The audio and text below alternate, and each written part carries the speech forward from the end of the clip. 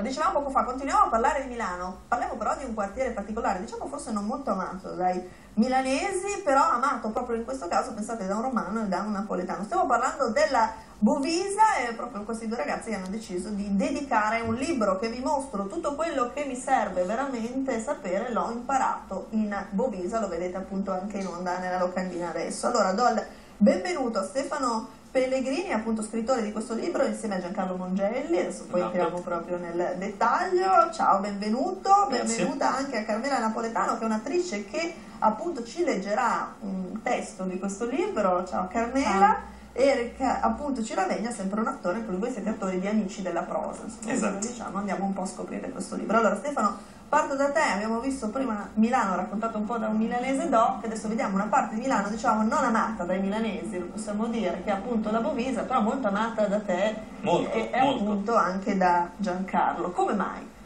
Probabilmente proprio perché non siamo milanesi, nel senso noi siamo due, mi autodefinisco e ci autodefiniamo immigranti, Sì. emigrati, e quindi siamo veramente arrivati a vedere questo posto un pochettino bistrattato da chi ci vive, da chi è di Milano, con occhi completamente nuovi. Abbiamo visto cose che probabilmente chi ci vive da sempre magari non ha mai visto. Ecco, questo libro tra l'altro io un po' l'ho letto insieme a voi, molto divertente, racconta proprio diversi aspetti della Bovisa. Addirittura descrivete anche attraverso le immagini appunto di Giancarlo Mongelli il fatto che la Bovisa è un quartiere romantico. Romantico. Perché romantico? È da lì che è nato il libro in realtà. Bovisa, per chi non la conoscesse, poi non abbiamo ancora detto, ovviamente è un quartiere in periferia a Milano, Sì. anzi il quartiere proprio in cui ci sono gli studi dove siamo noi adesso, in Tele Lombardia. Colloquialmente un quartieraccio. Colloquialmente un quartieraccio, esatto. Esatto. Perché è romantica? È romantico, a parte che il mio accento ogni tanto viene fuori, quindi Romano. viene dimostrato che non sono milanese. Prima cosa ha questo mix di periferia e paese, perché originalmente era un paese, era una borgata agricola che inizia il Novecento, inglobata dentro Milano, e questa dimensione paesana si vede e si vedrà anche in alcuni dei brani che poi saranno letti da Eric e Carmela. E poi perché uscendo fuori casa avevo trovato dei simpatici fogliettini dove una persona dichiarava il proprio amore a una certa Barbara. Sì, ecco. Esatto, e quindi io tutte le mattine mentre andavo al lavoro trovavo un nuovo fogliettino con una nuova frase sicuramente molto bella per questa povera Barbara. Perché povera? Perché lei non l'ha apprezzato, perché se abbiamo sentito varie voci, siamo un po' indagato nel quartiere, abbiamo scoperto che sembra che qualcuno abbia visto un foglietto con su scritto Barbara è un po' esagerato, non c'era bisogno di denunciarmi. Ecco, addirittura forse va Quindi bene, un c'era amore purtroppo qualcos'altro. infelice, ma questi biglietti mi hanno detto questo è un posto dove succedono cose magiche, e da lì è nato un po' tutto. Ecco, allora iniziamo proprio a scoprire il libro attraverso il racconto dei nostri attori, attraverso il racconto, partiamo proprio da Eric, dicevamo, Bovisa è una brutta zona, forse, adesso lo vediamo Forse. anche nelle immagini, mentre tu ce la racconti così cerchiamo di capire per chi non la conoscesse un po' e andiamo a scoprire un po' qual è la Bovisa. Eric, a te. Perfetto. Bovisa è una brutta zona, mi ripetono. Io gli rispondo che sì, anche io appena arrivato ho pensato che somigliasse terribilmente ad una location per video hip hop o ad un documentario sul degrado urbano, o che comunque poteva essere utile imparare l'arabo per comunicare con gli indigeni, ma poi, vivendoci, si scopre che è una zona tranquillissima. Bovisa è una brutta zona, insistono. Allora io spiego che d'estate, quando torno a casa verso le 10 di sera, ci sono bambini che giocano nelle povere giostre di Piazza Schiavone, sotto lo sguardo di genitori egiziani e cinesi ed equadoregni. Bambini che giocano la sera, fuori casa, una scena che dopo aver lasciato le 4.000 anime del mio paese non pensavo avrei rivisto. Sciocchezze, mi rispondono, non sono bambini, sono probabilmente nani che spacciano droga. E allora mi stanco e gli racconto del mio kebabaro. È un ragazzo marocchino, il mio kebabaro, berbero, precisa lui, con i capelli ricci che tiene in una coda. Ho preso il kebab da lui qualche volta e passo quotidianamente davanti alla sua vetrina e lo saluto sempre, e lui mi saluta sempre, e ogni volta sorride. Un giorno passo davanti alla vetrina del kebabaro che saluto. Questo non mi sorride ed esce con una certa urgenza. Ehi, sei tu che hai comprato il kebab un paio di giorni fa? Sì, rispondo, non sapendo se dovessi preoccuparmi o meno. Sono io. Sono 2 giorni che ti cerco, mi dice. L'altro giorno ho calcolato male il prezzo, ti ho fatto pagare 2 euro in più, vieni. Sì. Entriamo nella sua gialla kebabberia, apre la cassa e mi mette in mano una grossa moneta da 2 euro, scusandosi ripetutamente.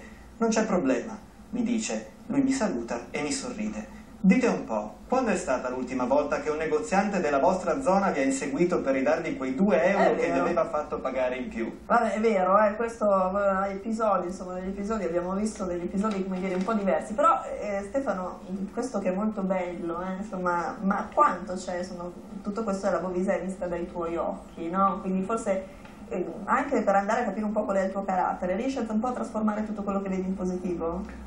Spero di non avere nessun disordine della personalità che mi fa vedere le cose con gli occhi rosa. È una cosa bella questa. Credo che dobbiamo reimparare a guardare, credo che dobbiamo vedere ciò che c'è di positivo nelle cose che abbiamo intorno. Io racconto anche cose non belle, se avete visto le foto ci sono, Bovisa è brutta, però come dico in una parte del libro è come una affascinante donna brutta che non puoi non amare.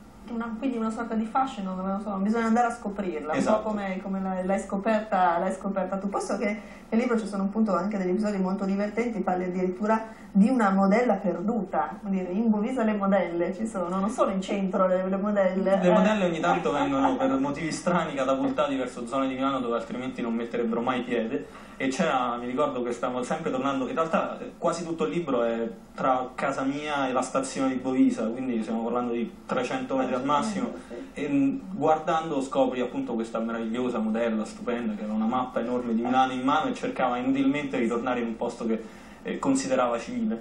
E ho visto un ragazzo che si era avvicinato sperando che la modella gli chiedesse qualche indicazione, e la modella invece è salita. E come rivelo alla fine del pezzo, il ragazzo purtroppo ero io. Vabbè, insomma, questo dispiacere esatto. È enorme. Vabbè, dicevamo, sono tante le cose, anzi dicevi, che si possono trovare in Bovisa oltre al kebab. Questo però ce lo racconta appunto Carmela. Prego, Carmela. Una canna da pesca. Un ristorante che serve piatti di pesce. Un parrucchiere con Elvis in vetrina. Sushi a porta via. Una maschera a gas della prima guerra mondiale. Nella vetrina di un ferramenta, non mento. L'ippica.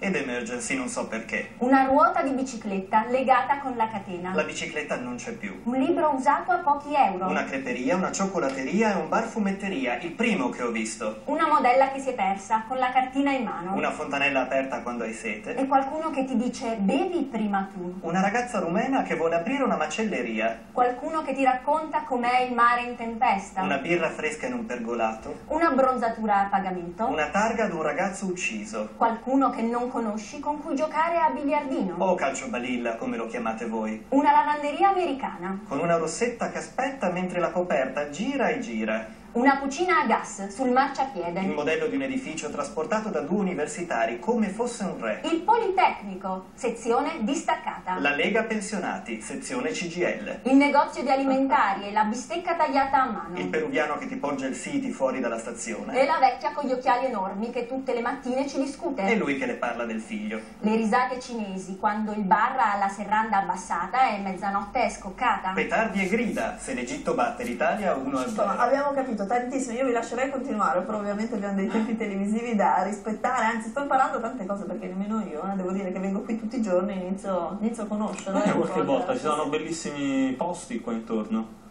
Da dove mangiare, dove... Però, come dire, Stefano, mi fido assolutamente di te. Tra l'altro, comunque, questo libro racconti anche delle cose curiose, anche delle cose storiche. C'è un rapporto tra la Bovisa e il film muto, è così? Assolutamente, Bovisa, poi per un quasi romano come me, è difficile da dire, ma a Bovisa c'erano degli studi cinematografici prima ancora di Cinecittà, all'inizio del Novecento. Vennero pubblicati alcuni capolavori del film muto, tra cui racconto la storia dell'inferno, che venne pagato all'epoca 100.000 lire, che era un colossal, solo che c'è la storia curiosa che ci fu una piccola casa cinematografica di Velletri che disse c'è tutta questa pubblicità sull'inferno, facciamo una versione low budget, spendiamo meno soldi, usciamo prima, li freghiamo. E così fu. Esistono 2 versioni dell'inferno. L'inferno di Bovisa fece causa all'inferno di Velletri, vinse, distrusse le copie. Insomma, c'è anche veramente tanta storia del cinema, sono tanti gli argomenti da scoprire in questo libro che vediamo ancora una volta. Insomma, qual è la cosa che ti rimane più a cuore però della Bovisa in questo momento, Stefano? Le persone. Le persone che ho conosciuto, spesso di varia etnia, spesso di varia nazionalità, spesso della mia stessa nazionalità. Quindi è vero che, come dire, anche a Milano, forse in un quartiere anche appunto della periferia, è più facile vivere proprio per il rapporto delle persone, quindi si creano forse dei rapporti che si creano anche in un paese. Ha una fortissima dimensione paesana. Io quando cucino la sera per il mese di maggio tengo la finestra aperta e sento le vecchiette che mi dicono il rosario proprio sotto casa praticamente.